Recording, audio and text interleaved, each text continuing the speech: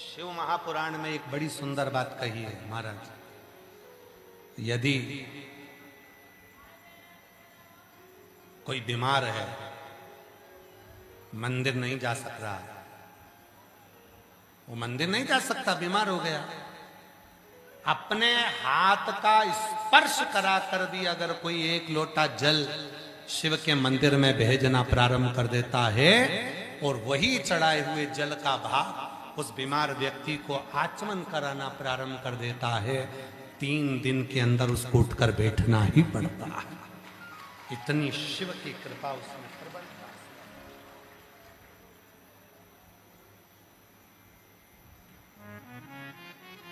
क्यों गुरुजी, क्या हाथ का इतना असर पड़ता है?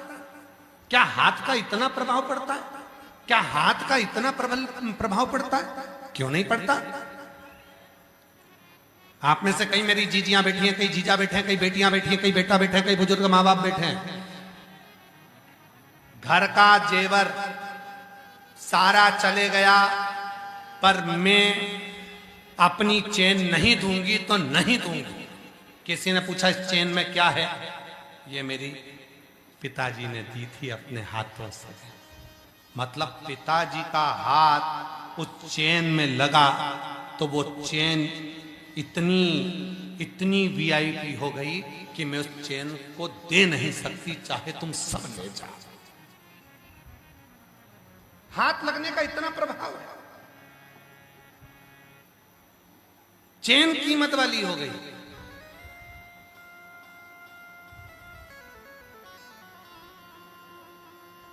एक 1000 मंगलसूत्र खरीद लो बाजार में जाकर, 50 मंगलसूत्र खरीद लो बाजार में जाकर, भले रानी हार खरीद लो चाहे देवरानी हार खरीद लो। रानी हार बड़ा होता है, देवरानी हार छोटा होता है। तुम लोगों ने शादी में देखा होगा, एक हार होता है देवरानी हार, जिसको एकदम फिट करके पहनाया जाता है। वो देवरानी हार इसलिए पहनाया जाता है कि अब तेरे घर में देवरानी आ रही है, ऐसी गला कसेगी तेरे जा। देवरानी रानी हार थोड़ा बड़ा होता है कि आराम से जब तक कोई नहीं तब तक तुम रानी, और जिस दिन आई देवरानी तो एक रानी आ, एक देवरानी। तुम 1000 रानी हार खरीद लो, 50 देवरानी हार खरीद लो, चाहे तुम्हारी मर्जी पड़े 50 तुम हार बना लो, चाहे 50 चेन बना लो, और चाहे तुम 50 लंबा मंगलसूत्र, उससे छोटा मंगलसूत्र, उससे छोटा मंगलसूत्र, 5 पत्ती का मंगलसूत्र, 10 पत्ती का मंगलसूत्र, ये सारे मंगलसूत्र तुमने जो खरीदे हैं ये उतने कीमत वाले नहीं हैं जितना कीमत वाला शादी के मंडप में पति ने जो अपने हाथों से पहनाया वो मंगलसूत्र की कीमत सबसे प्रबल है। क्यों? उसमें मेरे पति का हाथ लगा है। हाथ लगा तो मंगलसूत्र की कीमत है। भले वो रानी हार, देवरानी हार, किसी हार की कीमत नहीं, परंतु उस मंगलसूत्र की, फिर मैंने 50वां मंगलसूत्र खरीदे, उसकी कीमत नहीं, पर वो मंगलसूत्र जो मेरे पति ने पहनाया वो मंगलसूत्र मेरे पति के हाथ का है। पहला मेरे पति के हाथ का मंगलसूत्र मेरे गले में आया, फिर भले हम करोड़पति बन गए, धनपति बन गए, 50 ले लिए, 10 ले लिए, 20 ले लिए, उसकी इतनी कीमत नहीं है जो पति के हाथ से, भले उस परिस्थिति में, भले गरीब परिस्थिति में, भले बेकार परिस्थिति में वो मंगलसूत्र मेरे गले में आया था, पर वो मेरे पति के हाथ का है, वो मंगलसूत्र मूल है। उसी तरह शिव महापुराण की कथा कहती है, शंकर को चढ़ने वाला जल किसके हाथ से चढ़ रहा है, कौन हाथ लगाकर भेजा है, ये बेलपत्री किसके हाथ से मिल रही है, कौन लाकर दिया है। शिव जी पे चढ़ा हुआ बेलपत्र हमारे पास आया, वो हाथ मूल है, और उस हाथ का स्पर्श हुआ तो जीवन की सार्थकता मूल बन जाए।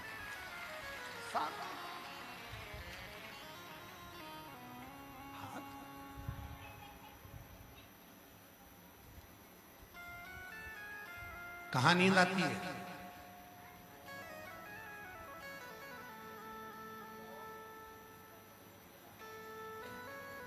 शादी में डिस्को होता रहता है,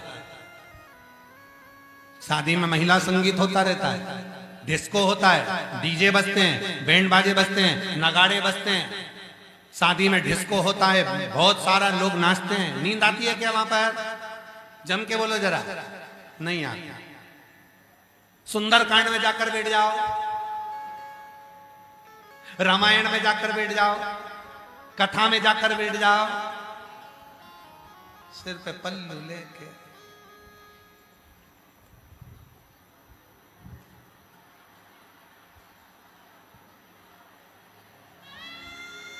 वो पड़ोसन ने उठाया, सो रही है।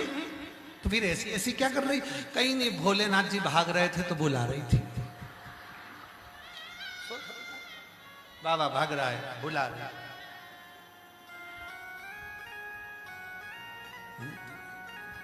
कहां नींद आई है? छोटा बच्चा पड़ोसी के यहाँ खेलता है, सोता नहीं है। छोटा बच्चा पड़ोसन के यहाँ जाएगा, खेलेगा, सोएगा नहीं। छोटा बच्चा पूरे मोहल्ले में जाएगा, खेलेगा, सोएगा नहीं। पर वो छोटा बच्चा जैसे ही मम्मा की गोद में आएगा, माँ की गोद में आएगा, और माँ की गोद में आके जैसे ही लेटा और माँ ने उस पे हाथ रखा, और वो बच्चे को धीरे से बिना खाए पिए, कुछ नहीं खाया पिया, तो भी बस माँ की गोद में उसको नींद आना प्रारंभ हो जाती है। उसी तरह नींद अगर सही आती है तो परमात्मा की गोद में ही आती है, श्री हरि की गोद में ही आती है। शिव की कथा को स्मरण में, भक्ति में, भजन में, मंत्र जाप में, नाम जाप में, स्मरण में नींद आती ही आती है। भगवान के भजन में नींद आएगी, बाकी के कहीं पर नींद नहीं आएगी। भगवान के भजन में कहीं नहीं आएगी। नींद आ रही है भगवान की भक्ति में। कोई कह दे कि तुमसे ये नहीं बनेगा, तुम ये नहीं कर सकते, तुम्हारे बस का ये है नहीं, तुम नहीं कर पाओगे, ये तुम्हारे बस का नहीं है, तुम नहीं कर सकते, ये तुम नहीं कर पाओगे, उस समय कह देना कि दुनिया का कोई ऐसा काम नहीं है जिसको मैं नहीं कर सकता, दुनिया का ऐसा कोई काम नहीं है जिसको मैं नहीं कर पाऊंगा, सब कर सकता। मन की मजबूती ही हमारे जीवन को सुख प्रदान करती है।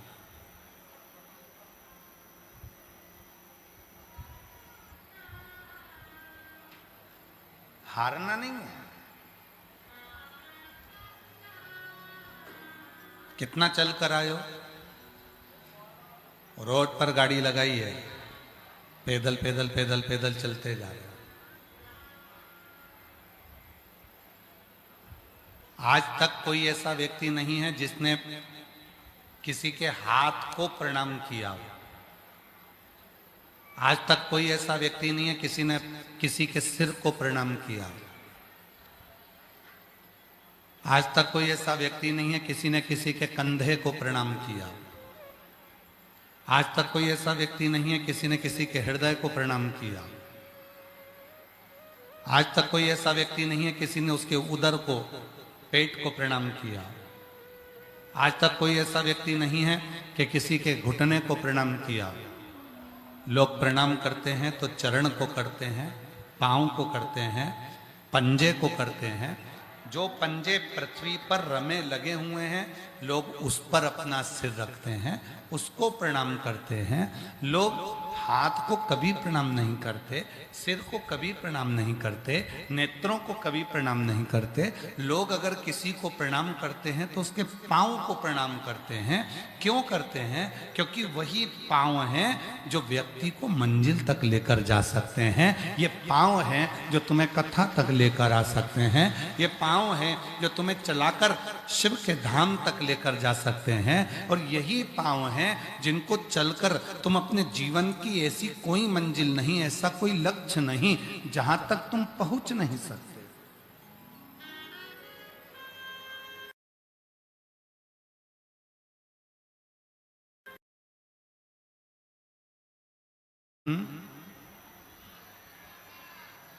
आवाज खोलो भाई, आवाज खोलो। शिव पूजन, शिव आराधना, शिव साधना, शिव मंत्र, शिव की उपासना दो तरह से लोग करते हैं। एक पूजन होती है दिखाने की, एक मंत्र जपा जाता है दिखाने को, एक साधना होती है दिखावे की, और दूसरी साधना होती है भगवान को रिझाने की। विवेक जी, हम रांची के, झारखंड के इस सभी शिव भक्तों को बहुत साधुवाद देते हैं और साथ में आपको भी साधुवाद देते हैं और शिवाला सेवा समिति को भी साधुवाद देते हैं। हमें खुशी है। शिव पूजन, शिव आराधना, शिव साधना, शिव मंत्र, शिव की उपासना दो तरह से लोग करते हैं। एक पूजन होती है दिखाने की, एक मंत्र जपा जाता है दिखाने को, एक साधना होती है दिखावे की, और दूसरी साधना होती है भगवान को रिझाने की। विवेक जी, हम रांची के, झारखंड के इस सभी शिव भक्तों को बहुत साधुवाद देते हैं और साथ में आपको भी साधुवाद देते हैं और शिवाला सेवा समिति को भी साधुवाद देते हैं। हमें खुशी है।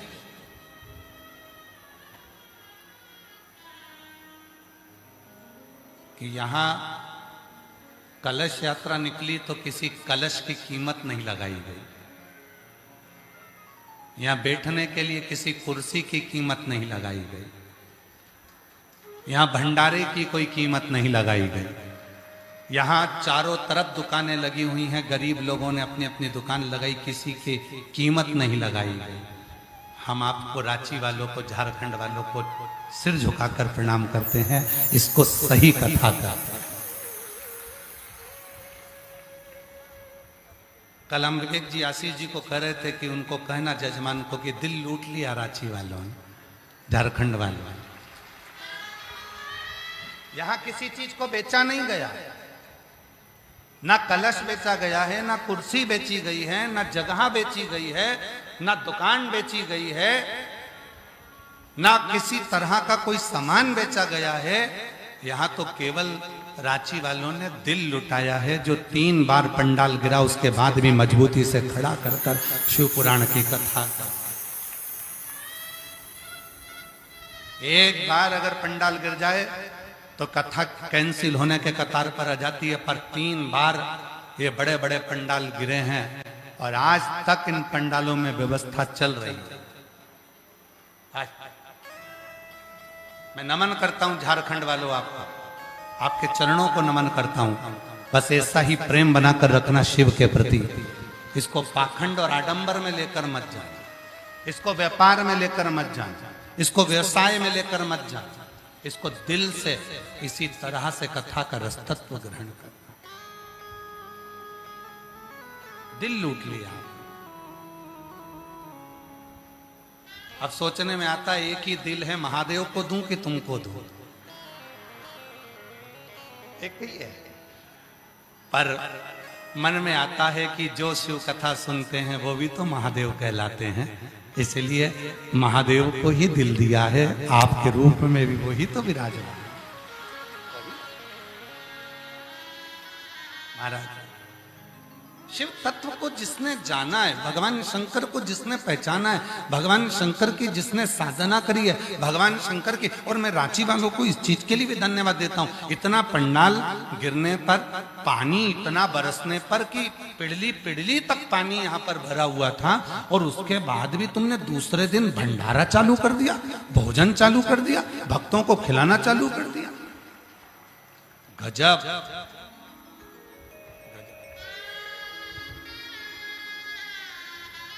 नजर उतर वाले ना घर जाकर सभी साधुता है आपका,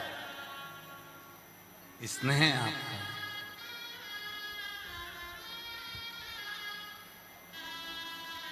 और तेरी कृपा का क्या है भरोसा कब किस पर हो जाए, जरा सी हम पर कर दो, जरा सी हम पर कर दो। तेरी कृपा का क्या है भरोसा कब किस पर हो जाए, जरा सी हम पर कर दो, जरा सी हम पर कर दो। जिस पर भी हो गई तेरी कृपा करुणा वो भव पार हुआ, भव पार हुआ। पापी हो चाहे जितना उसका भी बाबा उद्धार हुआ, उद्धार हुआ। गिद्ध अजामिल गणिका जैसे तेरे मन को भाई, जरा सी हम पर कर दो, जरा सी हम पर कर दो। तेरी कृपा का क्या है भरोसा कब किस पर हो जाए, जरा सी हम पर कर दो, जरा सी हम पर कर दो। ये उसकी करुणा है। और जितने शिव महापुराण की कथा में आए हो, आप बाबा को धन्यवाद देना कि वो तुमको यहाँ लाकर बिठाए हैं, बिठाए हैं। हमारे यहाँ कहते हैं कि वो गाय का जो गोबर है वो जो गिरता है तो नीचे से धूल लेकर उठता है, उसी तरह एक बार जो भगवान शंकर की कथा में जाकर बैठता है वो कुछ ना कुछ लेकर ही उठता है, वो खाली नहीं उठता। बोल बम का नारा है, श्री शिवाय। वो आया है तो कुछ ना कुछ उसको मिले, कुछ ना कुछ उसको प्राप्त हो, ये निश्चित है। पर वो छूटे ना, उसकी भक्ति ना छूटे, उसका भजन ना छूटे, उसका स्मरण ना छूटे, उसका कीर्तन ना छूटे, उसका मंत्र जाप ना छूटे, उसका नाम जाप ना छूटे, उसका स्मरण ना छूटे।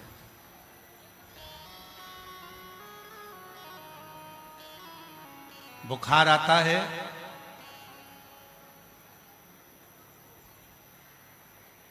पेट दुखता है, सिर दुखता है, शरीर में रोग आता है, सबसे पहले भगवान का मंदिर छूटता है। कितने लोग हैं जो बुखार में खाना छोड़ देते हैं, कितने लोग हैं पेट दुख रहा है तो भी डॉक्टर साहब से कह रहे हैं बहुत पेट दुख रहा है डॉक्टर साहब। डॉक्टर साहब ने दवाई दे दी, दवाई देने के बाद फिर पूछा मैं क्या खाऊं शाम को, तो डॉक्टर ने कहा प्राण मत खा जा। मतलब अभी भी उसको ये है कि पेट दुख रहा है तो भी मैं पूछ रही हूं कि शाम को क्या खा। सिर दुख रहा है, आज मेरा सिर दुख रहा है मंदिर नहीं जाऊंगा, आज मेरा पेट दुख रहा है मंदिर नहीं जाऊंगे, आज जल चढ़ाने नहीं जाऊंगे, आज मेरा कंधा दुख रहा है मंदिर नहीं जाऊंगे, आज मेरी कमर दुख रही है नहीं जाऊंगी, आज मेरा पांव दुख रहा है नहीं जाऊंगी, घर में मेहमान आए मंदिर नहीं जाऊंगी, घर में बच्चा जन्म ले लिया 10 दिन की छुट्टी मंदिर नहीं जाऊंगी, कोई निपट गया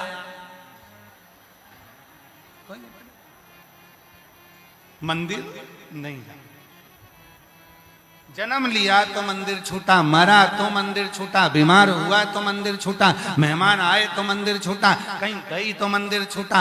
अब विचार करिए इतने समय में जन्म लिया बच्चा तो खाना छूटा किसी का, बोलते जाओ जम के बोलो जरा रांची वाले, छूटा नहीं। कोई निपटा तो खाना छूटा, आग लगा के आए घर में पूरी सब्जी खाए, पड़ोसी बना के लाया खाओ खाओ खाओ खाओ सब खाए।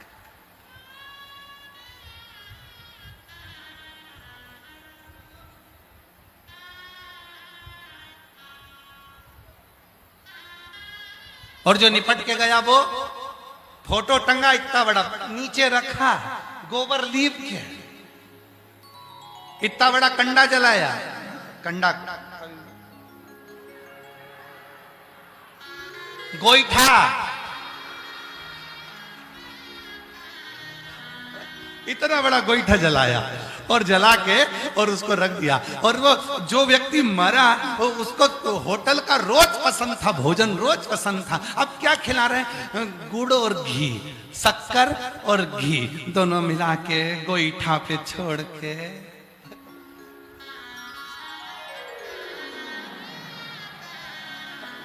गोईठा जन्म लिया बच्चा तो भोजन नहीं छूटा, कोई गया तो भोजन नहीं छूटा। जरा विचार करो, कथा कितने दिन की है? 7 दिन। ब्रज में जो गोवर्धन पर्वत है जिसकी लोग परिक्रमा करते हैं वो कितने कोस का है? 7 कोस। भगवान कृष्ण ने उस पर्वत को कितने दिन तक उठाया था? 7 दिन। भगवान कृष्ण ने जब पर्वत उठाया था तो उनकी उम्र कितनी थी? 7 वर्ष। दिन कितने होते हैं? रविवार, सोमवार, मंगल, बुध, गुरु, शुक्र और शनि। कितने? 7। आपका और हमारा जन्म कितने दिन में हुआ? 7 दिन में। कोई रविवार को, कोई सोमवार को, कोई मंगल को, कोई बुध को। इन्हीं 7 दिन में सब पैदा हुए। मरोगे कितने दिन में? यही 7। शिव पुराण कितने दिन की? 7।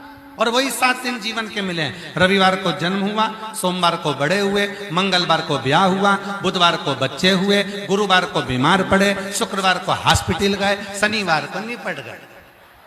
7 दिन पूरे हो गए। 7 दिन ऐसी।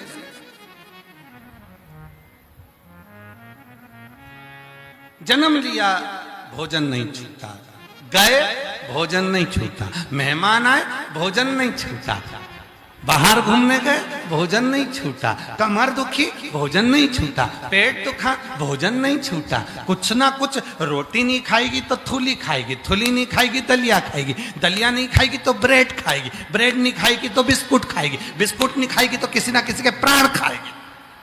तो छूटा कुछ नहीं, चलना छूटा कुछ नहीं छूटा। छूटा क्या? मंदिर। छूटा क्या? एक लोटा जल। छूटा क्या? भगवान का भजन। और भगवान क्या कहते हैं कि दुख में सुख में तुम मुझे छोड़ देती है। शिव पुराण कहती है जिसने मुझे नहीं छोड़ा, भगवान कहते हैं उसकी जिंदगी में कभी तकलीफ आती ही नहीं। छोड़ो ना।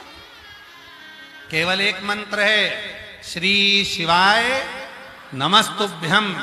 जो किसी भी अवस्था में घर में बच्चा जन्म ले तो भी इस मंत्र को जप सकते हैं, कोई चला गया तो भी मंत्र को जप सकते हैं, रजस्वला धर्म आ गया, नारी 5 दिन तक घर में काम नहीं करती, उस समय पर भी मंत्र को जप सकती है। एक मंत्र है, जब जन्म में, मरण में, परण में, जाते आते, खाते पीते रहते, कहीं पर भी घूमते फिरते, जहां मर्जी पड़ जाए, जिस जगह मर्जी पड़ जाए, हॉस्पिटल में, चाहे तुम्हारी मर्जी पड़े गाड़ी में, चाहे तुम्हारी मर्जी पड़े जहां, इस मंत्र का उच्चारण करा जा सकता है। और जितना मंत्र का उच्चारण करोगे उस समय पर मेरा शिव तुम्हारे ऊपर करुणा करना प्रारंभ कर देता है। ये वो मंत्र है, श्री शिवाय नमः।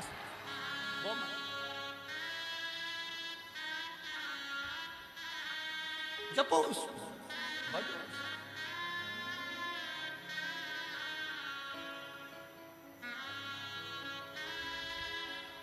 जिसने जपा उसको सुख मिला,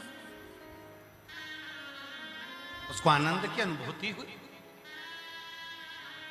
पर हम उस लक्ष्य तक नहीं पहुंचते। जैसे एक मां अपने बेटे से कहती है, बेटा पढ़ ले, पढ़ो पढ़ो पढ़ो पढ़ो। आप भी कहती होगी बच्चों को, पढ़ो पढ़ो पढ़ो। पत्र है, हाँ भाई, पढ़ो पढ़ो पढ़ो पढ़ो, कहते पढ़ो। अब बेटे से कहा पढ़ो, बेटा पढ़ा।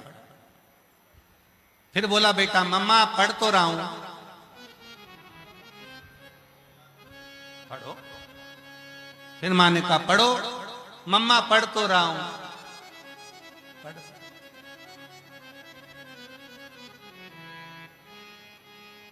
और एक दिन मम्मी ने पूछ लिया, होते हैं कई लोग माला पकड़े हैं, बैठे हैं, कोई ने पूछा क्या कर रहे? जप रहा हूं। उसी तरह जैसे बेटा कहता है पढ़ रहा हूं, पढ़।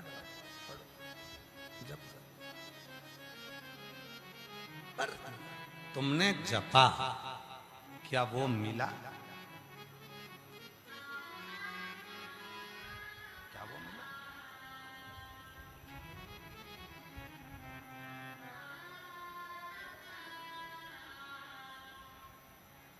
कपड़े बदल लिए,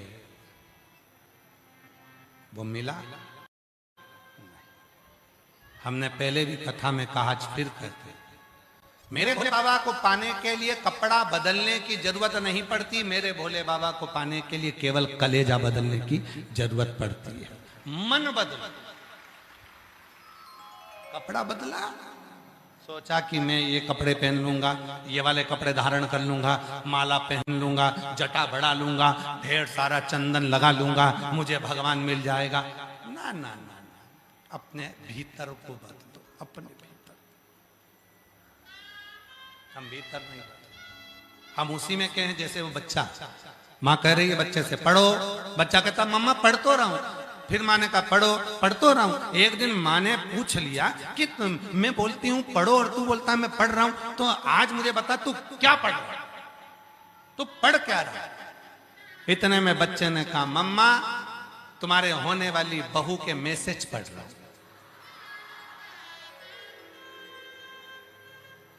मम्मी ने उठाई चप्पल और जो धोना चालू कर कि मैं तुझे पढ़ाई की बात कर रहा हूं और तू मैसेज की बात कर रहा है। बस यही जीवन है। हम माला तो पकड़ें, हम कलर तो चेंज करें, हम कपड़े तो चेंज करें, हमने बाल तो बनाए, हमने चंदन तो लगाया है, हमने माला तो पहनी है, पर अपने मन को परमात्मा तक नहीं लगा पाए। अभी भी हम वही मैसेज पढ़ने में लगे हुए हैं, अभी भी हमारे चित्त को हम घुमाने में लगे हुए हैं, अभी भी हम हमारे चित्त को कहीं ना कहीं भरमाने में लगे हुए हैं, पर उस परमात्मा को पढ़ नहीं पा रहे, हम उस परमात्मा को जान नहीं पा रहे, हम उस शिव तत्व को जान नहीं पा रहे, हम राम और कृष्ण को जान नहीं पा रहे, हम भगवान की अविरल भक्ति को पहचान नहीं पा रहे। और शिव पुराण कहती है जिस दिन तुमने उस शिवलिंग के प्रति, भगवान के प्रति विश्वास को दृढ़ कर लिया, उस दिन तुम्हें परमात्मा को ढूंढने जाने की जरूरत नहीं पड़ेगी। परमात्मा तुम्हें ढूंढने के लिए आएगा, तुम्हें कहीं नहीं जाना, भगवान तुम्हें ढूंढने के लिए।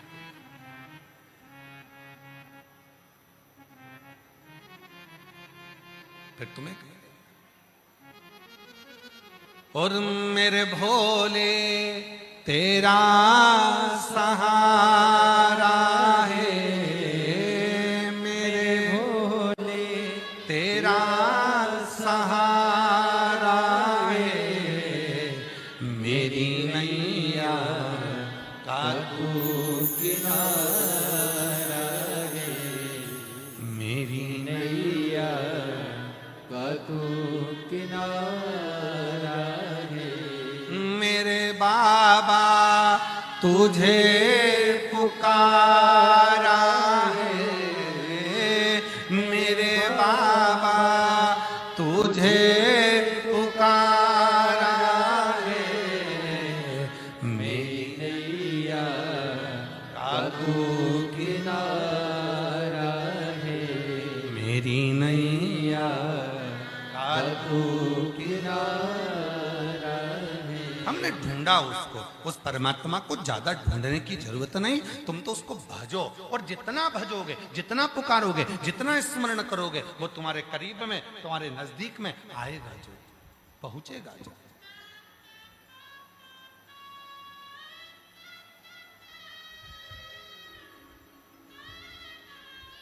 फुटबॉल ग्राउंड आने के लिए कितने सारे रास्ते हैं,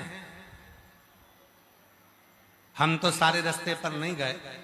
कितने हैं विवेक जी बता रहे? 4 हैं, एक इधर से होगा, अच्छा 2 इधर से हैं, एक इधर, एक इधर, एक इधर और एक इधर भी है, 4 रास्ते हैं।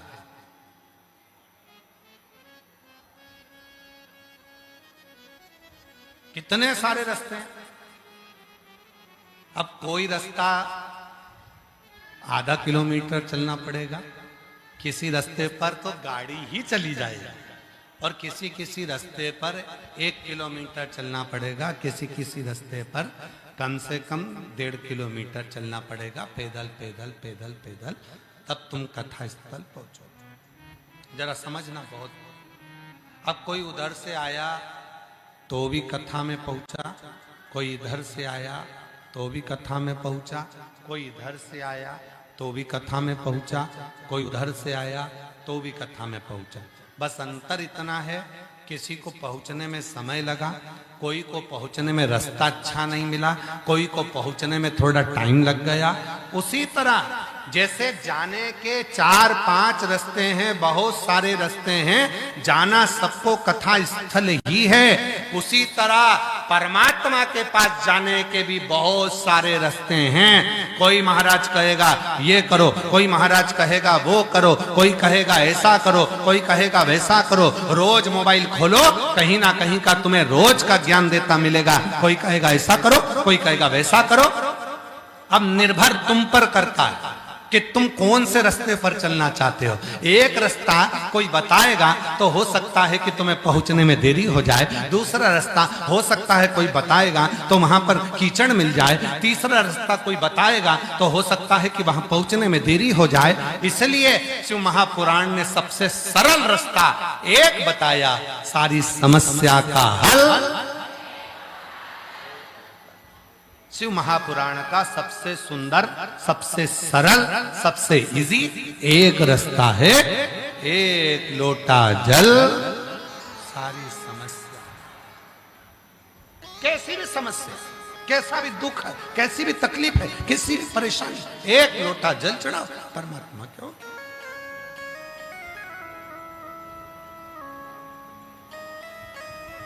क्यों घबरा।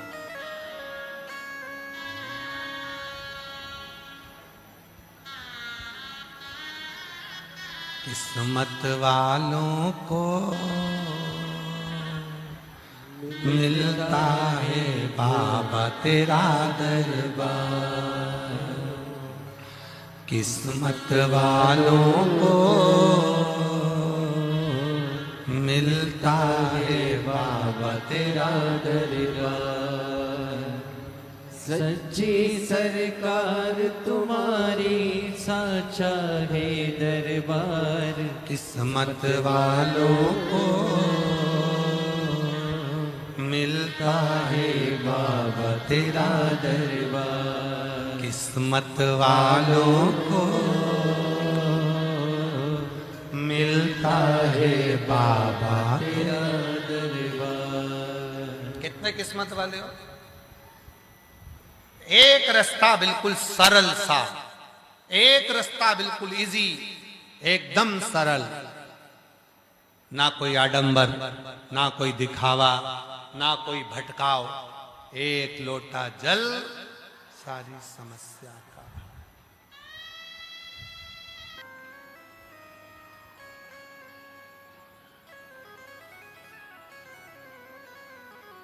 एक लोटे जल पर कितना भरोसा है ये आपके ऊपर निर्भर करता है।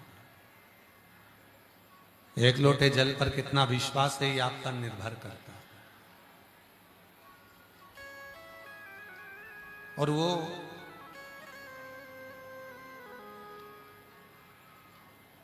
जिस शिवलिंग की आप आराधना करते हो, आपके घर में जो शंकर का शिवलिंग है या आपके घर के पास में जो शंकर का मंदिर है उसमें जो शिवलिंग है, उसकी जो साधना करते हो, आराधना करते हो,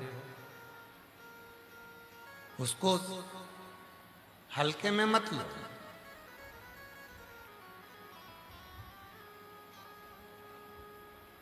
उसमें कितनी प्रबलता है, उसमें कितना सुख है, उसमें कितना बल है, उसमें कितना आनंद है, ये आपको समय पर आकर मालूम पड़ेगा कि उसमें कितना प्रबलता, कितनी प्रबल।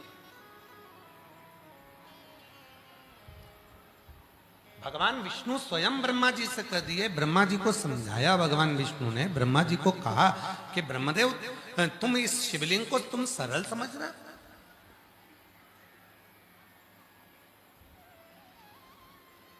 तुम इस शिवलिंग को सरल समझ रहे हो।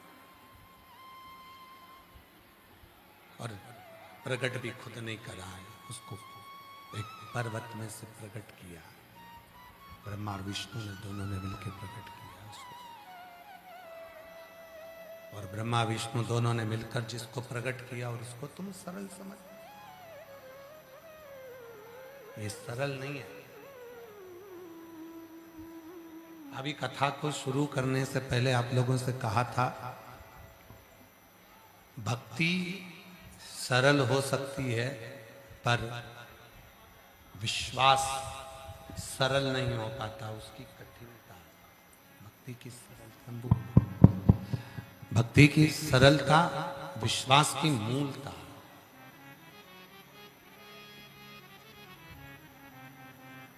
भरोसा कठिन है और बहुत कठिन। एक दृढ़ी होना, एक दृढ़ता से कर देना, एक दृढ़ता से भजन कर लेना।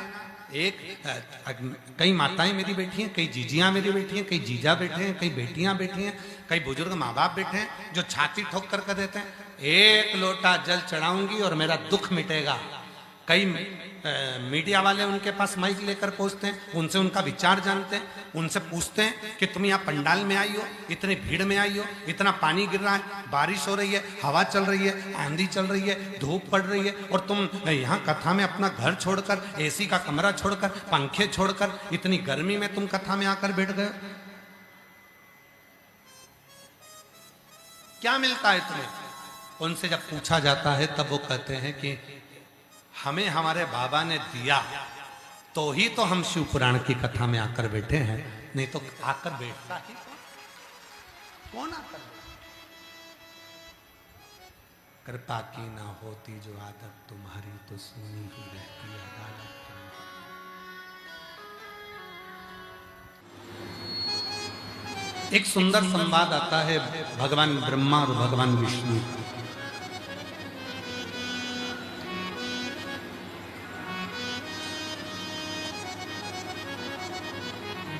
एक बार ब्रह्मा जी के मन में यह भाव आ गया था कि ब्रह्मदेव को लगा कि सृष्टि का रचना करता, संहार करता, पालन करता स्वयं है।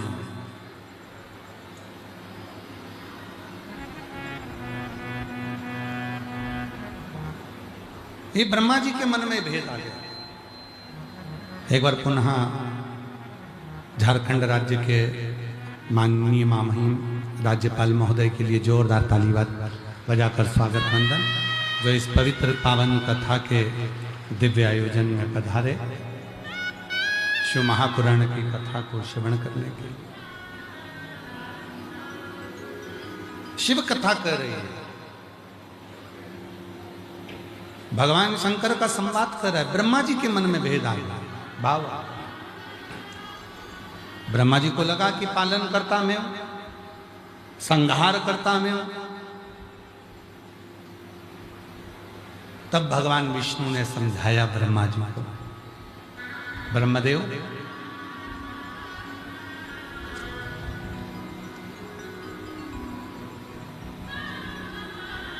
ये आपके भीतर का थोड़ा सा जो भेद है ना ब्रह्मा जी, इसको निकाल दो। भगवान नारायण कह रहे हैं कि शिव ही एक ऐसे हैं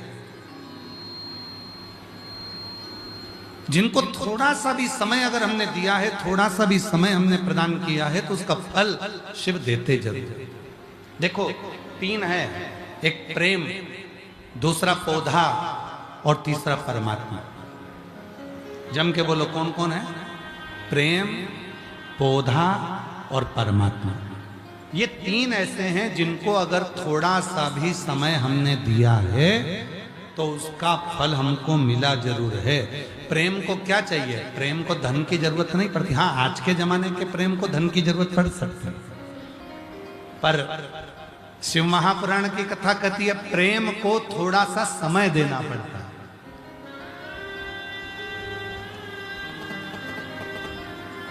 पत्नी क्या कहती है पति से? दिन भर दुकान पर लगे रहते हो, नौकरी में लगे रहते हो, व्यवसाय में लगे रहते हो, थोड़ा तो समय हमको दीजिए। उसने धन नहीं मांगा, उसने दौलत नहीं मांगी, उसने संपदा नहीं मांगी, प्रेम में उसने समय मांगा। प्रेम भी समय मांगता, पौधा भी समय मांगता। एक पौधा हमने लगाया, वृक्षारोपण किया, उस पौधे को क्या चाहिए? आपने वृक्ष लगाया और लगाने के बाद आप चले गए, उसमें पानी डालने नहीं आए, उसकी देख रेख करने नहीं आए, और मालूम पड़ा पौधा लगा और बाद में मालूम पड़ा उसको बकरी खा गई, कोई जीव जंतु ही खा गया, पौधा ही समाप्त हो गया।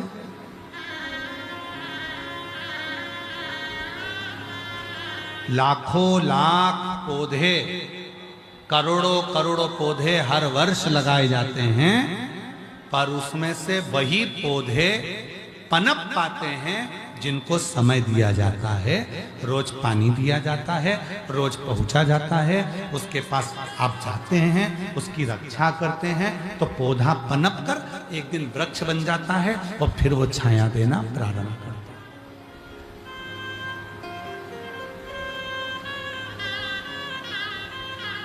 हमारा पूरा झारखंड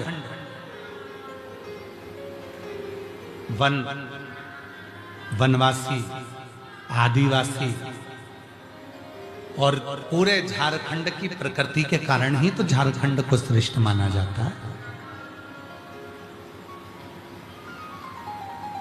क्यों कहते हैं कि सारे प्रदेशों में झारखंड प्रदेश एक ऐसा प्रदेश है जहां की प्रकृति की शोभा देखकर स्वयं देवघर में महादेव आकर विराजमान हो जाते हैं।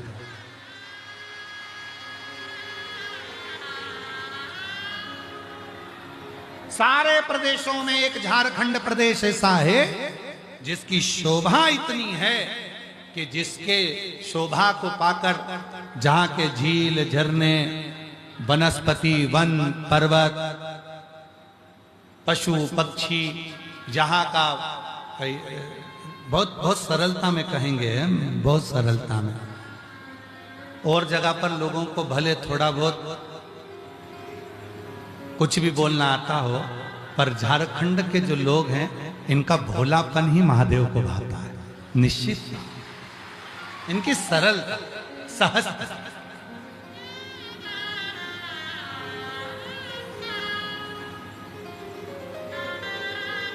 और इसीलिए शायद मेरे देवघर वाले बाबा ने करुणा करी मुझे। हमको लगता है कि आप सबने जाकर देवघर में बाबा से जरूर कहा होगा, बाबा हम तुम्हारे यहाँ कथा सुनने के लिए आए हैं, पर बाबा की कथा रांची में होना चाहिए, इसलिए रांची में शिव पुराण की कथा हो। कितने लोग आए थे देवघर? जरा हाथ उठाओ जरा। अरे बहुत सारे आए थे, रख लो रख लो, बस तो तुम्हारी कहना मानी है शिव जी। बोलबम का नारा है सारी समस्या का हल, श्री शिवाय हर हर महादेव।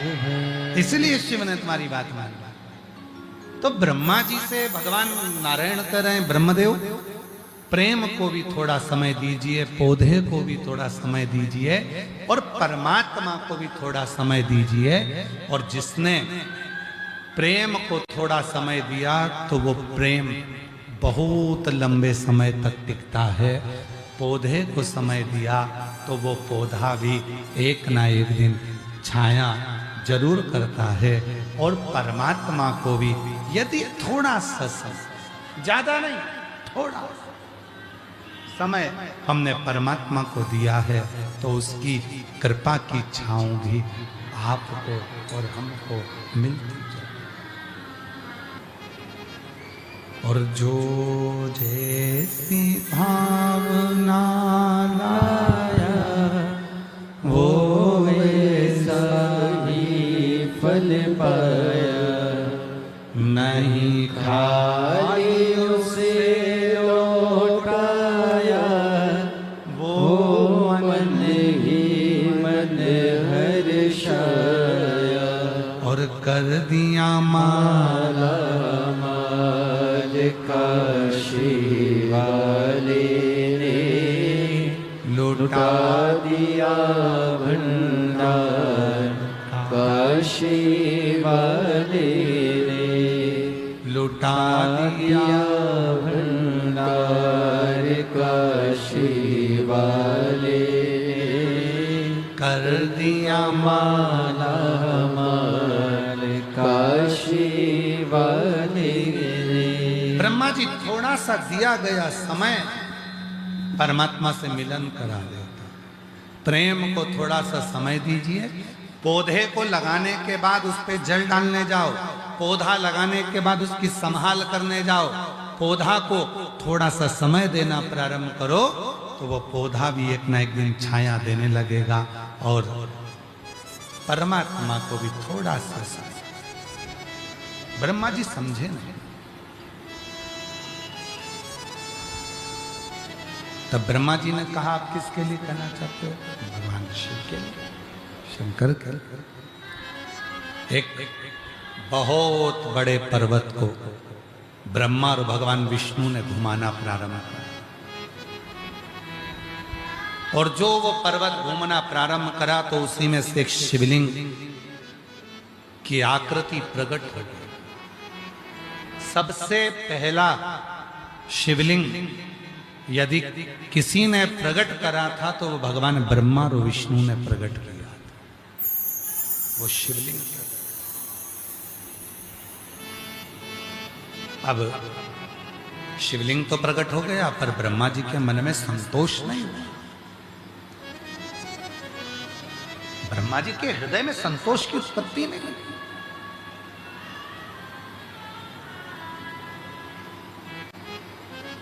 और दुनिया का सबसे बड़ा धन अगर कोई है तो वो संतोष का धन। ब्रह्मा जी के मन में संतोष नहीं हुआ, और ब्रह्मा जी ने कहा,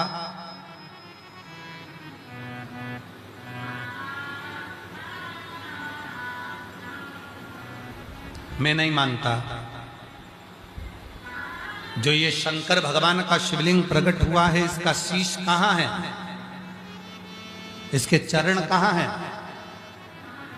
भगवान विष्णु ने समझाया, ब्रह्मा, भगवान शंकर के चरण मत ढूंढो, उनका शीश मत ढूंढो, वो तो सर्वस्व कण कण में हर जगह पर वही समाये हुए, सर्वस्व वही तो समाये हुए हैं। पर ब्रह्मा जी नहीं माने। ब्रह्मा जी ने कहा, मैं भगवान शंकर का सिर ढूंढने जाता हूं, तुम चरण ढूंढने के लिए जाओ। भगवान नारायण भगवान शंकर के चरण ढूंढने के लिए गए। शिव महापुराण की कथा कहती है, भगवान विष्णु को यह मालूम था कि शिव जी के चरण ढूंढना कठिन है, वो वापिस आ गए। और ब्रह्मा जी जाते गए जाते गए जाते गए, शीश नहीं मिला, एक केतकी के पुष्प को तोड़कर लेकर आ गए। और केतकी के पुष्प ने कहा, मुझे कहां लेकर जा रहे हो? ब्रह्मा जी कहने लगे, शंकर भगवान के सामने चलकर कह देना कि ब्रह्मा जी को शीश मिल गया है शिव जी का। केतकी के पुष्प ने कहा कि मैं झूठ बोलूंगा, ठीक नहीं है। ब्रह्मा जी कहने लगे, अगर तुम एक झूठ बोल दोगे तो मैं तुम्हें सारे देवताओं पर चढ़वाऊंगा। व्यक्ति झूठ कब बोलता है? जब उसका कोई लाभ है, नहीं तो उसको झूठ बोलने की जरूरत ही नहीं पड़ेगी। सारे देवताओं पे मैं तुम्हें चढ़वाऊंगा। केतकी के पुष्प ने हाँ बात। आगे चले, केतकी का पुष्प ने कहा, केतकी का पुष्प बोला, ब्रह्मा जी मान लो शिवजी ने मेरी बात नहीं मानी तो? चलते चलते वहीं से गौ माता निकल कर जा रही थी, और गौ माता को निकलते हुए देखकर ब्रह्मा जी ने तुरंत उस गौ माता को रोका और गाय को रोककर कहा, ए गौ माता, तुम हमारे साथ चलो और चलकर भगवान विष्णु के सामने कह देना कि ब्रह्मा जी को भगवान शंकर का शीश मिल गया। गाय ने कहा, मैं झूठ क्यों बोलूं? ब्रह्मा जी ने कहा, घर में सबसे पहली रोटी बनेगी तो तुमको मिलेगी। एक रोटी के चक्कर में गौ माता ने झूठ बोल दिया, गाय माता झूठ बोल दी। भगवान ब्रह्मा जी ने भगवान विष्णु से पूछा, क्या तुमको शंकर भगवान के चरण मिले? भगवान नारायण ने मना कर दिया कि मुझे चरण नहीं मिले। एक बार में भगवान विष्णु ने सत्य बोल दिया तो भगवान शंकर शिवलिंग में से प्रकट होकर बोले, रे नारायण, तुमने मेरे सामने सत्य बोला है, इसलिए आज से पूरी पृथ्वी पर तुम्हारी पूजन होगी और तुम सत्य नारायण भगवान के नाम से पूजे जाओ। पहला सत्य तुमने दिया, इसलिए सत्यम शिवम।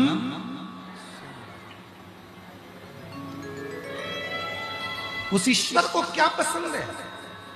लोग कहते हैं भगवान शंकर को क्या प्रिय है, लोग कहते हैं दूध चढ़ाओ शिव को प्रिय है, लोग कहते हैं बेलपत्र चढ़ाओ शिव को प्रिय है, लोग कहते हैं धतूरा चढ़ाओ शिव को प्रिय है, लोग कहते हैं शंकर भगवान को ये चढ़ाओ वो चढ़ाओ, भगवान शंकर को प्रिय है। पर शिव को प्रियता अगर किसी चीज की है, भगवान शंकर को प्रियता अगर कुछ है, तो भगवान शंकर को प्रियता है सत्यम,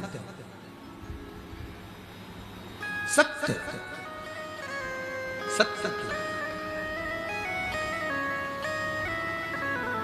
और हम भी आप लोगों से निवेदन करते हैं, हफ्ते में एक बार नियम बनाया करो कि आज मैं आधे घंटे 1 घंटे सत्य बोलूंगा, सत्य बोलूंगी।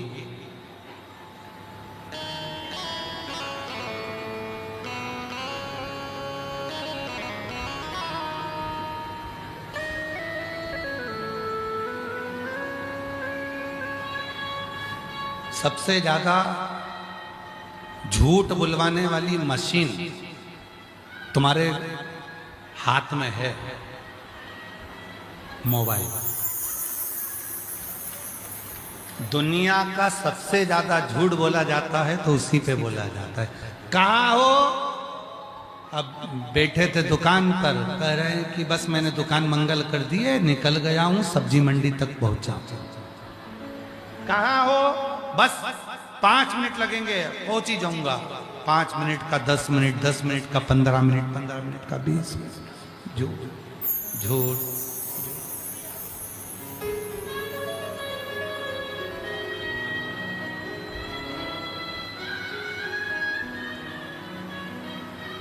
और वो झूठ बोल। केतकी के पुष्प, भगवान विष्णु ने पूछा ब्रह्मा जी तुम्हें क्या सिर मिल गया? ब्रह्मा जी बोले मिल गया। ना मानो तो केतकी के पुष्प से पूछ लो। प्रमाण की जरूरत किसको पड़ती है? झूठ। सत्य को प्रमाण की जरूरत नहीं पड़ती। एक बार में सत्य बोला कि मुझे चरण नहीं मिले तो नहीं मिले। अब झूठ बोला है तो उसको प्रमाण की जरूरत पड़ेगी। ये पिन हिल रही होंगी कहीं की, जरा ध्यान दीजिए। झूठ बोला है तो प्रमाण की जरूरत पड़ेगी। झूठ बोला है, सारे देवताओं पर तू चढ़ेगा पर शिव पर कभी नहीं चढ़ेगा। ब्रह्मा जी बोले ना मानो तो गौ माता से पूछ लो। गाय ने भी झूठ बोल दिया तो भगवान शिव ने कह दिया गौ माता तू जगत की मां होकर तू झूठ बोलती है, मैं तुझे श्राप देता हूं। तेरा पूरा शरीर पूजा जाएगा पर तेरा मुख अपूज्य माना जाए। हमारे सनातन हिंदू धर्म में सारे मंदिर की परिक्रमा आगे से होती है, पर केवल एक गौ माता ऐसी है जिसकी परिक्रमा पीछे से पूंछ से चालू होकर पूंछ पर विराम होती है। सनातन हिंदू धर्म में सारा दान, कन्यादान, वस्त्रदान, मुद्रादान, अन्नदान, भूमि दान, सारे दान आगे से होते हैं। केवल एक दान सनातन हिंदू धर्म में ऐसा है, गौ माता का दान, जो गाय की पूंछ पकड़कर किया जाता है। क्योंकि तू झूठ बोल, तो झूठ पूंछ पकड़कर दान किया। गौ माता ने हाथ जोड़ लिए, शिव जी से कहा आप कृपा करो, करुणा करो, दया करो। शिव जी कहते हैं कि गौ माता मैंने भले तुझे श्राप दिया हो पर तूने क्षमा मांग ली, इसलिए मेरा एक अंश अवतार, नंदी का अवतार तेरे ही गर्भ से होगा, नंदीश्वर के रूप में तेरे। ब्रह्मा जी ने झूठ पर झूठ बोला। भगवान शंकर ने अपने पांव के अंगूठे का नख तोड़ा, काल भैरव प्रकट करा, काल भैरव ने अपनी चीटी उंगली का नख तोड़ा, भगवान ब्रह्मा का सिर काट दिया। सिर कटा हुआ लुढ़कते लुढ़कते गया, जितनी दूर तक कटा हुआ शीश झूठ बोलते हुए गया, उसके रक्त से कर्मनाशा नदी प्रकट हो गई। वो कर्मनाशा नदी आज भी उत्तर प्रदेश में बहती है, जिसमें उत्तर प्रदेश गवर्नमेंट ने बड़े बड़े बोर्ड लगा के रखे हैं, ये कर्मनाशा नदी है। इसमें पानी का छींटा भी लग जाता है तो हमारे किए हुए सारे कर्म नष्ट हो जाते हैं। ब्रह्मा जी के कटे हुए शीश को भगवान विष्णु ने देखा, क्या होगा इसका, क्योंकि इसने झूठ बोला है, लोग ईर्ष्या करेंगे। तब भगवान नारायण ने भगवान शिव जी से कहा, शीश पर करुणा करो। तब भगवान शंकर ने उस शीश को बड़ का पेड़ बना दिया और बट वृक्ष के रूप में ब्रह्मा जी के कटे हुए शीश को स्थापित कर दिया। शिव जी उस शीश के नीचे, उस बट वृक्ष के नीचे विराजमान हो गए और शंकर जी का नाम बटकेश्वर महादेव। शिव बट वृक्ष के नीचे।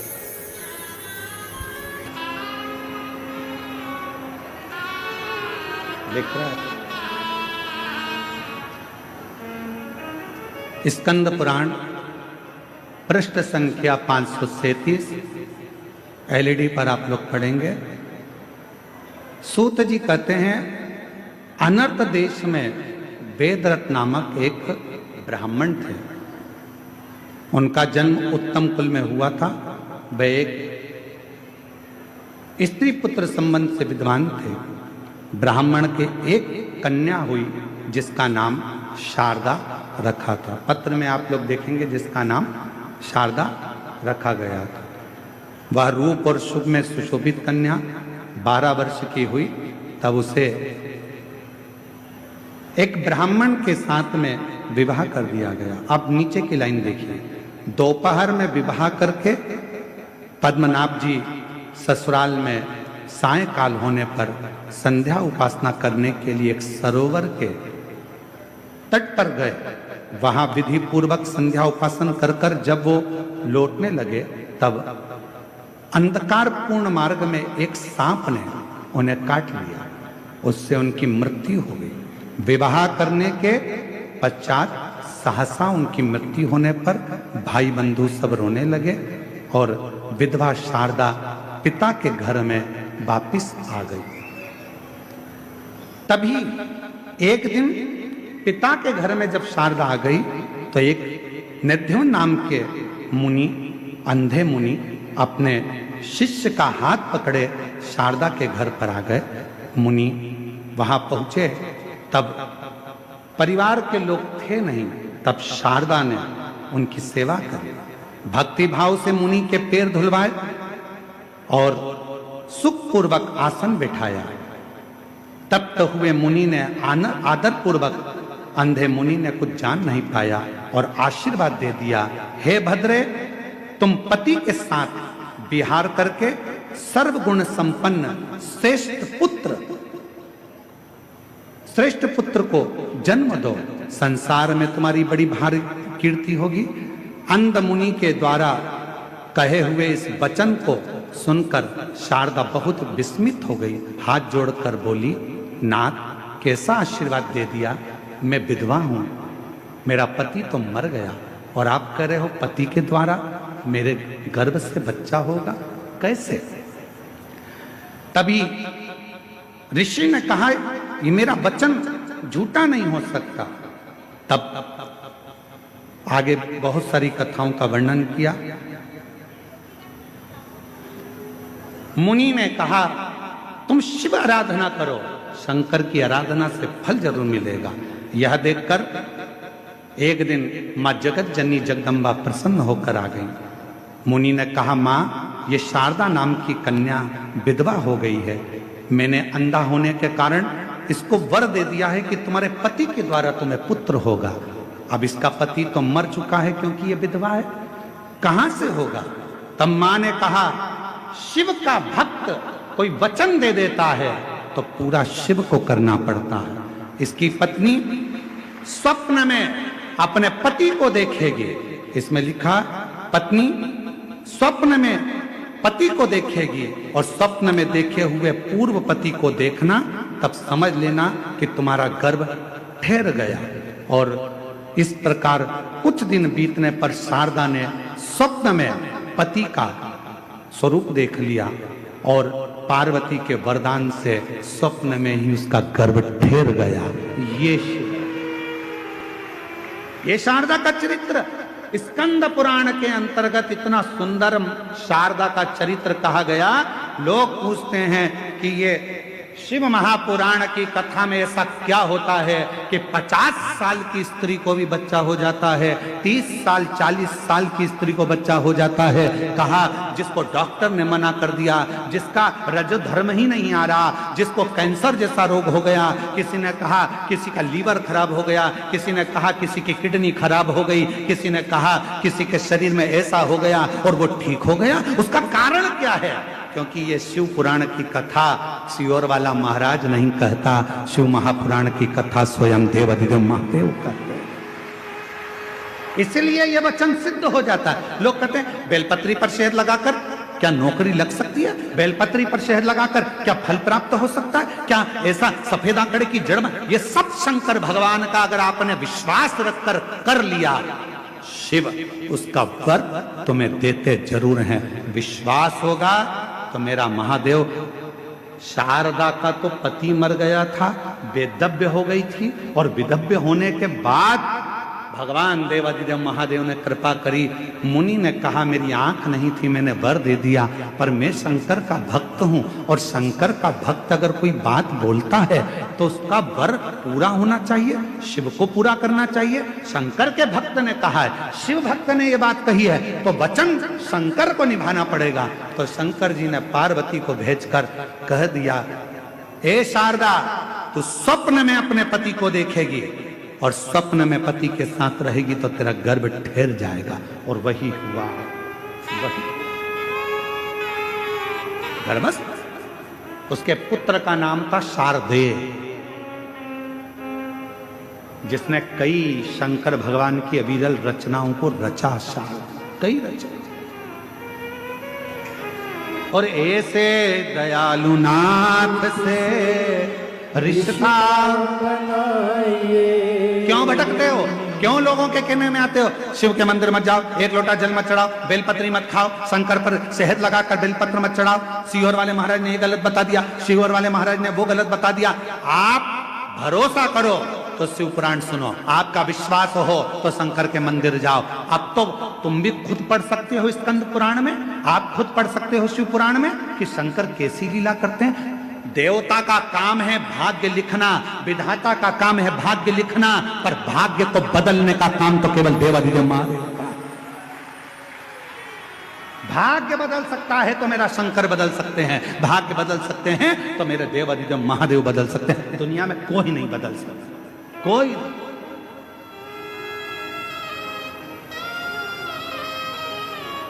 एक पत्र है, देखिए पत्र देखिए।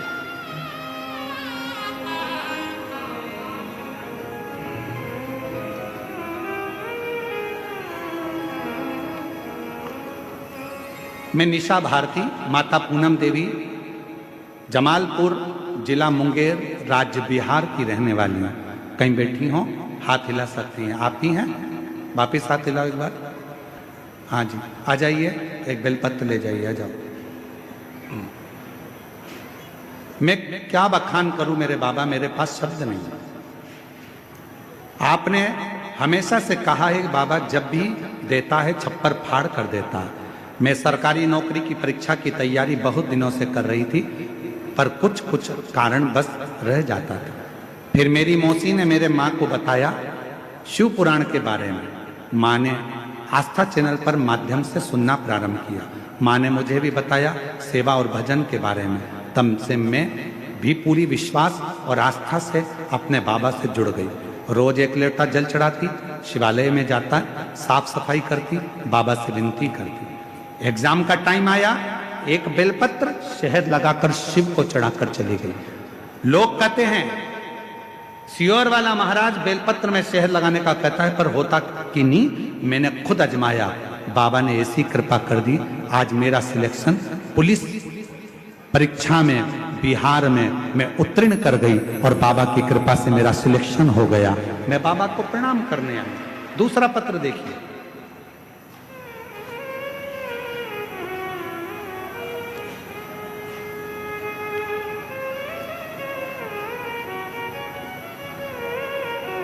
मैं आयुष कश्यप पीयूष, पिता पुरुषोत्तम झा, देवघर नगर वार्ड नंबर 14 का निवासी हूं, देवघर से। कहीं बैठे हो जहां जी? हाथ हिला सकते हैं आप लोग अगर कहीं बैठे हों। आयुष कश्यप पीयूष, पिता पुरुषोत्तम झा, देवघर से हूँ, देवघर नगर वार्ड नंबर 14 का निवासी हूँ। कहीं बैठे हों आप ही हैं, आ जाइए, बेलपत्र ले जाइए, आ जाइए। गुरुदेव, कथा का मैं क्या वर्णन करूं? 2020 से कथा सुन रही हूं, सभी दिशा निर्देशों का नियम से पालन करती हूं, व्रत उपवास करती हूं। गुरुदेव,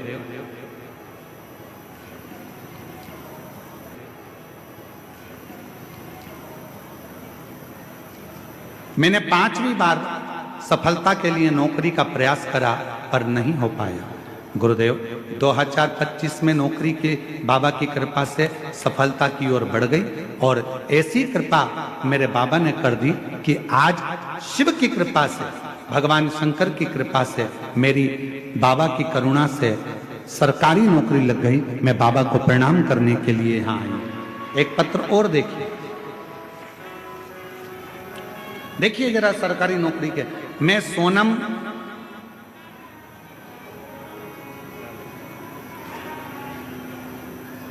सोनम पटना बिहार से आई हूँ। गुरुदेव, कहीं बैठी हूँ सोनम जी, पटना बिहार से। आप ही हैं? हाथ हिलाओ एक बार, आ जाइए बेलपत्र लेने के लिए। सोनम पटना बिहार से आई हूँ। गुरुदेव, मैं भोले बाबा की महिमा का क्या बखान करूँ। मैं सरकारी नौकरी के लिए काफी दिनों से प्रयास कर रही थी। 2023 में मैं बिहार मद्य निषेध दरोगा का फॉर्म डाल दी, परंतु पीटी के पास हो जाने के बाद भी कोई उसका रिजल्ट नहीं आया। तब बाबा से प्रार्थना करी और पंडाल में बैठकर कथा का स्तव किया। आज बाबा की कृपा से मेरी बिहार में मद्य निषेध दरोगा के रूप में चयनित हो गई और बाबा को यहाँ प्रणाम करने के लिए आई हूँ, शिव को नमन करने के लिए। और तेरी कृपा का भरोसा कब किस पर हो जाए, जरा सी हम पर कर दो, जरा सी हम पर कर दो। आप भी बोलो। जिस पर भी हो गई तेरी कृपा करुणा वो भव पार हुआ, भव पार हुआ। पापी हो चाहे जितना उसका जोरदार ताली बजाओ। बेटी का दरोगा पद पर एक बार सिलेक्शन हुआ है, एक बार जोरदार ताली बजाकर साथ।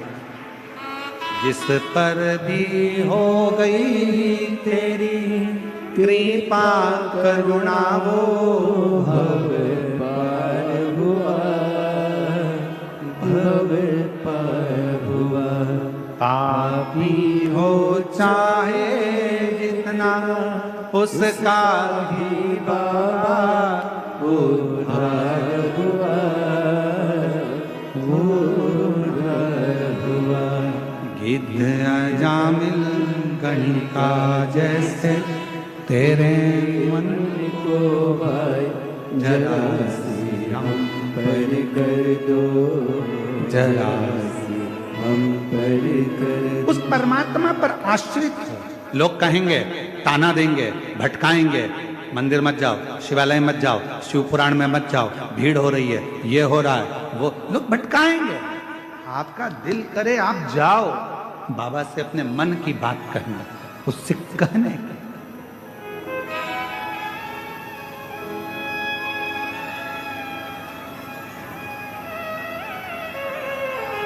वो तो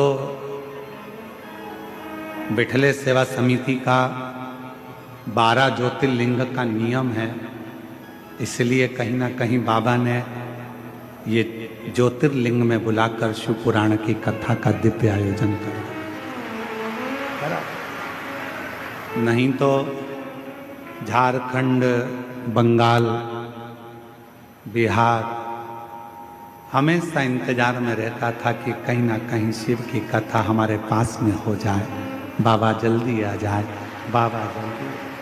शिव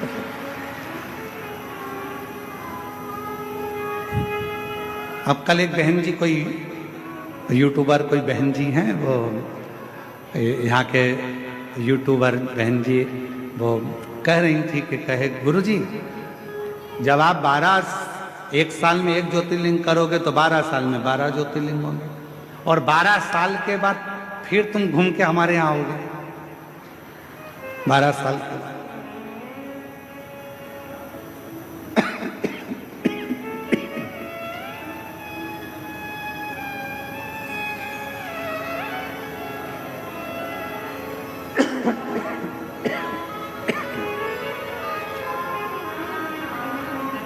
मेरा निवेदन है मेरी बहन से,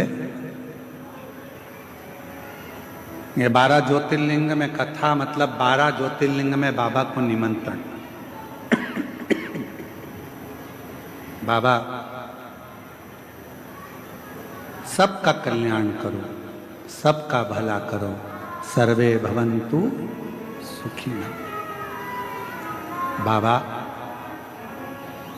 हम तो आपको निमंत्रण देने के लिए आए हैं। जब भी किसी की जिंदगी में थोड़ा सा भी दुख हो, जिन्होंने शिव महापुराण की कथा आकर सुनी हो, चाहे टीवी पर सुनी हो, मोबाइल पर सुनी हो, पंडाल में सुनी हो, अगर इनकी जिंदगी में थोड़ा सा भी कष्ट आए, मेरे देवघर वाले अपना घर छोड़कर इनके घर चले जाना।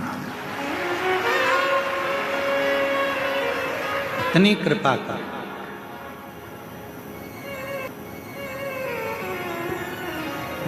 इसीलिए अरे देवघर वाले से मिलना बड़ा जरूरी, देवघर वाले से मिलना बड़ा जरूरी।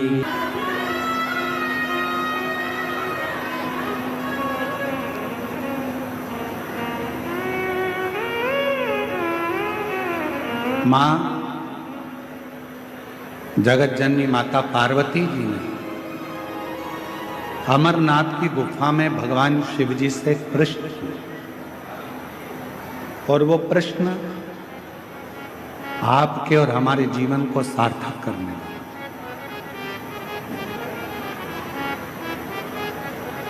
वो प्रश्न आपके और हमारी जिंदगी को आनंदित करने वाला है। शंभु, वो प्रश्न है माँ जगत जननी जगदम्बा अम्बा माता पार्वती जी भगवान शिव जी से प्रश्न करती हैं कि भोले बाबा, मैंने सुना है कि आप संसार के लोगों को नवनिधि देते हैं, आप संसार के लोगों को नवनिधि प्रदान करते हैं। इसलिए हनुमान जी महाराज भगवान शिव का एक अंश स्वरूप है। पवन तनय संकट हरन मंगल मूरति रूप, राम लखन सीता सहित हृदय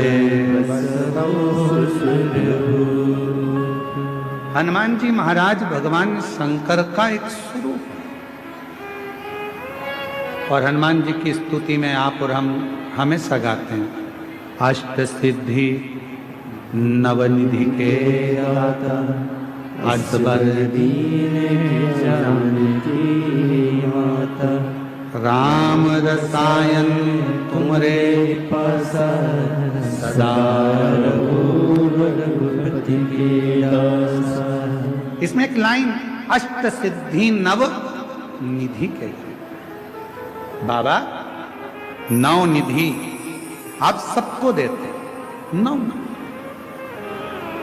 रूप देते हो, धन देते हो, वैभव देते हो, पुत्र देते हो, संतान का सुख देते हो, ये सारी नवनिधि आप संसार के लोगों को देते हो। शिव जी से पार्वती जी ने अमरनाथ की गुफा में अमर कथा के समय पर पूछा, इससे हटकर भी कोई और निधि है क्या? क्या इससे हटकर कोई निधि है? और आपको आज हम बताएं, इस पवित्र शिव महापुराण की कथा में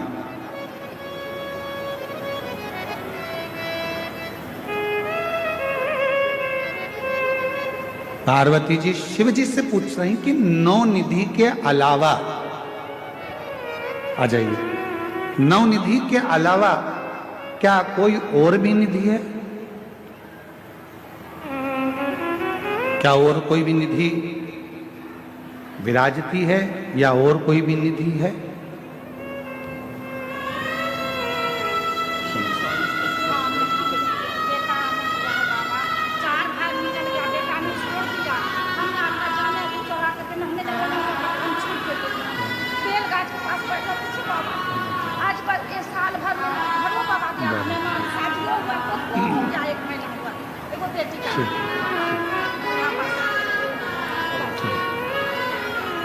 समझो, क्या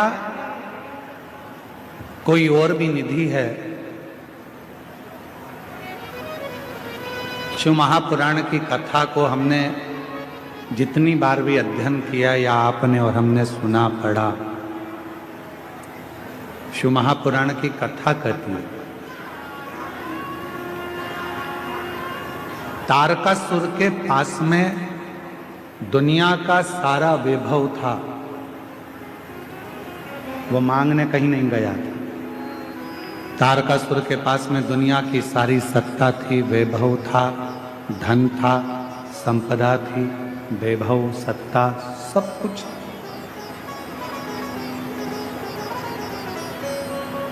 जो पार्वती जी ने शिव जी से पूछा, क्या 9 निधि के अलावा भी कोई निधि है क्या? भगवान देवाधिदेव महादेव के मुख से निकल गया, पार्वती एक निधि और है, शायद दुनिया के लोगों को वो नहीं मालूम। लोग कहते हैं अष्ट सिद्धि नव निधि के दाता, असबर दीन जानकी माता, राम रसायन तुमरे पासा, सदा रघुपति के दासा। 9 निधि के अलावा भी कोई निधि है? 9 निधि के अलावा भी कोई निधि है? भगवान देवाधिदेव महादेव ने कहा, पार्वती अमरनाथ जी की इस गुफा में आज मैं तुम्हें अमर कथा सुनाते हुए ये बताना चाहता हूं कि एक निधि और है, एक निधि और। वो कौन सी निधि है? आप कहते हो कि 9 निधि के अलावा एक निधि और है, तो वो निधि कौन सी? भगवान देवाधिदेव महादेव ने माता पार्वती से कहा, पार्वती वो एक निधि है, मेरी अविरल भक्ति और मुझ पर चढ़ाया गया एक लोटा जल, वो शिव की निधि है, शिव भक्ति की निधि, भगवान शंकर की भक्ति की निधि। पार्वती जी ने पूछा कि वो निधि किस काम आती है? 9 निधियां तो काम में आती ही हैं, पर ये जो निधि आप बता रहे हो, आपकी भक्ति की निधि, आपके भजन की निधि, आपके स्मरण की निधि, आपके कीर्तन की निधि, आपके मंत्र जाप की निधि, वो निधि किस काम आती है? भगवान देवाधिदेव महादेव ने कहा, सुनो पार्वती, मैं आपको इस अमरनाथ की गुफा में अमर कथा के साथ में वर्णन करना चाहता हूं।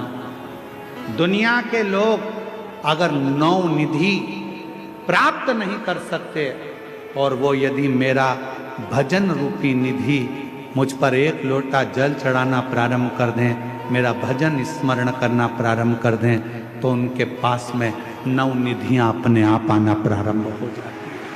अब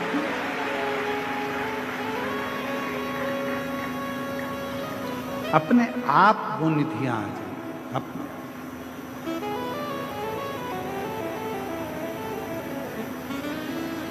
कुछ मत करो।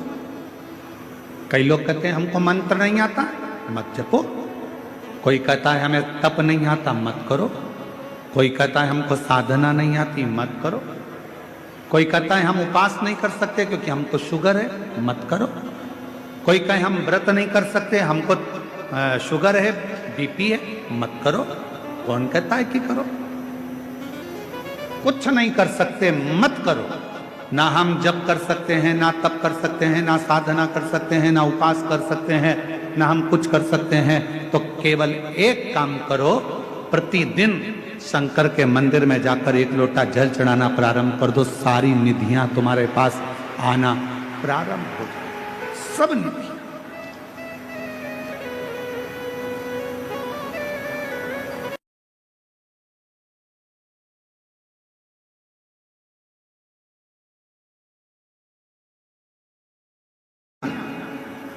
नव निधि से बड़ी भी एक निधि है, वो परमात्मा की अविरल भक्ति, परमात्मा का भजन, परमात्मा का स्मरण, परमात्मा का मंत्र जाप, श्री शिवाय नमस्तुभ्यम।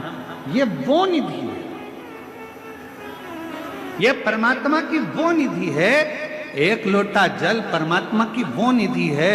श्री शिवाय नमस्तुभ्यम परमात्मा की वो निधि है। पंचाक्षर मंत्र नमः शिवाय परमात्मा की वो निधि है। षडाक्षर मंत्र ओम नमः शिवाय परमात्मा की वो निधि है। कथा के पंडाल में बैठकर शिव महापुराण की कथा को सुनना वो निधि है।